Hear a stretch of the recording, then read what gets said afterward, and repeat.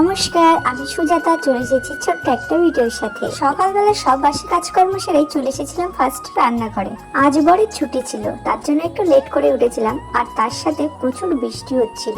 বৃষ্টির সাথে সাথে প্রচন্ড বিদ্যুৎ চমকাচ্ছিল, তার জন্য রাত্রিবেলা ফ্রিজটা বন্ধ করে দিয়েছিলাম। তাই সকালবেলা ফার্স্টে এসে ফ্রিজ থেকে আগে মাছটা বার করে নিয়েছিলাম। মাছের থেকে বরফ গলতে গলতে আমি সব তরকারির দিকে কুটে বেছে নিলাম। এদিকে চুবড়ি আলু কোটা রয়েছে, আর মশলা করব তার জন্য আদা জিরে আর লঙ্কা নিয়ে নিচ্ছি।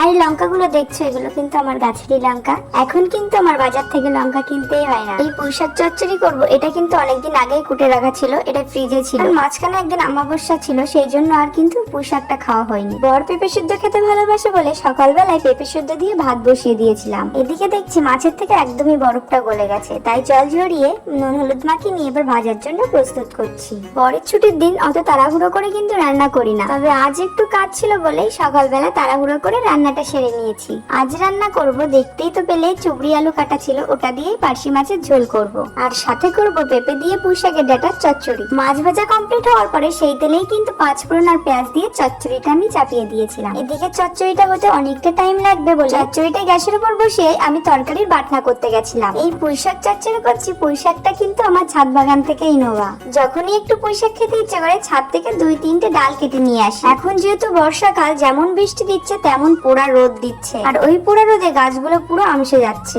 অনেক কষ্ট করে রোদের হাত থেকে বাঁচিয়ে রেখেছি। ছাদ বাগানটা একদিন শেয়ার করব। রান্না বান্না কমপ্লিট করে রান্নাঘর পরিষ্কার পরিচ্ছন্ন করে নিয়ে গুছিয়ে নিয়েছি। আজকে কি রান্না হলো চলো দেখি। পেঁপে সিদ্ধ দিয়ে ভাতটা কমপ্লিট, পুঁইশাক দিয়ে পেঁপে চচ্চড়ি, আর ছিল পার্শে মাছ দিয়ে চুবড়ি আলু। এখন রান্না বান্না কমপ্লিট, আর বাইরে দেখো কত সুন্দর ঝলমলে রোদ্দুর বার করেছে। হঠাৎ করে ফোনটা বেজে উঠলো, দেখি বর ফোন করেছে, বলছে বাইরে এসো, তোমার জন্য একটা জিনিস এনেছি। গিয়ে দেখি আমার জন্য কাশফুল এনেছে। কাশফুল নিয়ে নাকি আমাকে নিয়ে ফটোশুট করবে। এটা দেখে তো আমি ভীষণ হ্যাপি হয়ে গেছি। কত সুন্দর লাগছে তাই না বল, এক ঝাড় কাশফুল। ফটো তো পরে হবে, এটা নিয়ে আমি আগে ভিডিও শুট করে নিই। কাশফুল বাড়িতে সাজিয়ে রাখলে দেখতে খুব সুন্দর লাগে, তাই পিসি দুটো ফুল চাচ্ছিল, দিয়ে দিলাম।